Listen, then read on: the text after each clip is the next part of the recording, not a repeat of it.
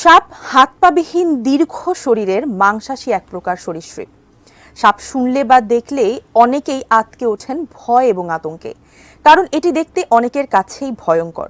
তবে বিষধর হিসেবে বিখ্যাত হলেও বেশিরভাগ প্রজাতির সাপ বিষহীন হয়। তাই যে কোনো সাপ কামড়ালেই যে মানুষ মারা যায় তা নয়। দেশের আনাচে কানাচে 90 প্রজাতির সাপ ঘুরে বেড়ায়। কোন সাপগুলো বাংলাদেশের সবচেয়ে বিষধর, এর বিস্তারিত সহকর্মী সাইমুম প্রভার রিপোর্টে। পৃথিবীতে প্রায় 3000 প্রজাতির খুব গুরুত্বপূর্ণ। বিদায়ী বছরের আমরা একটা অবিস্মরণীয় মহাপ্রস্থান দেখলাম বেগম খালেদা জিয়ার।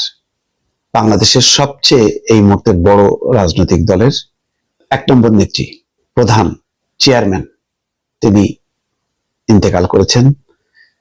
অবিস্মরণীয় একটি তার সম্মানের সাথে তার প্রস্থান ঘটেছে। নতুন ভাবে এই দলটার যাত্রা শুরু করলো।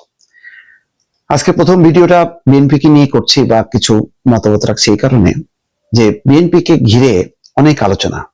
বলা হয় বেগম খালেদা জিয়া যখন থাকবে না, বিএনপির আর অস্তিত্ব থাকবে না, বিএনপি পথ হারিয়ে ফেলবে। যদি বিএনপি পথ হারিয়ে ফেলে, সেটা কি আমাদের জন্য ভালো নাকি মন্দ, এটা চিন্তা করা দরকার। বিএনপি এখন কোনো ব্যক্তির দল না, তারেক রহমানের না বা অন্য কারোর না। এখন বিএনপির মালিক তারেক রহমান নন এককভাবে। বিএনপির মালিক এদেশের এখন জনগণ। বিএনপি একটা প্রতিষ্ঠান। বিএনপি যদি ক্ষতিগ্রস্ত হয়, এদেশের গণতান্ত্রিক শাসন ব্যবস্থা ক্ষতিগ্রস্ত হবে। নিশ্চয়ই বুঝতে পেরেছেন বিশ্বের নেতারা যেভাবে বাংলাদেশে ছুটে এসছেন, তারেক রহমানের সাথে কথা বলেছেন। এটা একটা প্রতিষ্ঠানকে রক্ষার সংগ্রাম। বিএনপির অনেক শত্রু থাকতে পারে, সমালোচক থাকতে পারে। আমি নিজেও নিঃসন্দেহে একজন সমালোচক। অনেকে এখন বলেন যে আমি দালালি করছি। দর্শক, দালালি না, এটা বিএনপি চলার পথে অনেক ভুল করবে। এখন যেহেতু ক্ষমতায় নেই, ভুলের পরিমাণটা কম। যখন ক্ষমতায় আসবে তখন ভুলগুলো অবশ্যই আপনাদের সামনে উন্মোচিত করব। কিন্তু তার মানে এই না যে কোন প্রতিষ্ঠানের, কোন রাজনৈতিক দলের পতন চাইব।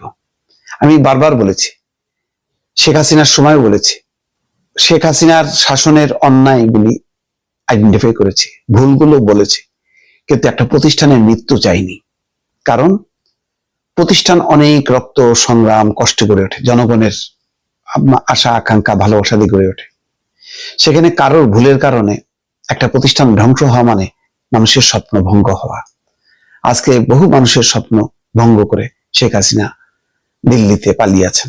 তেমনি ভাবে আজকে বিএনপিকে ঘিরে এই যে লাখো মানুষের আবেগ, ভালোবাসা, শ্রদ্ধা, সম্মান, আজকে বিএনপি ধ্বংস হয়ে গেলে কি হবে? গণতন্ত্রের ক্ষতি হবে।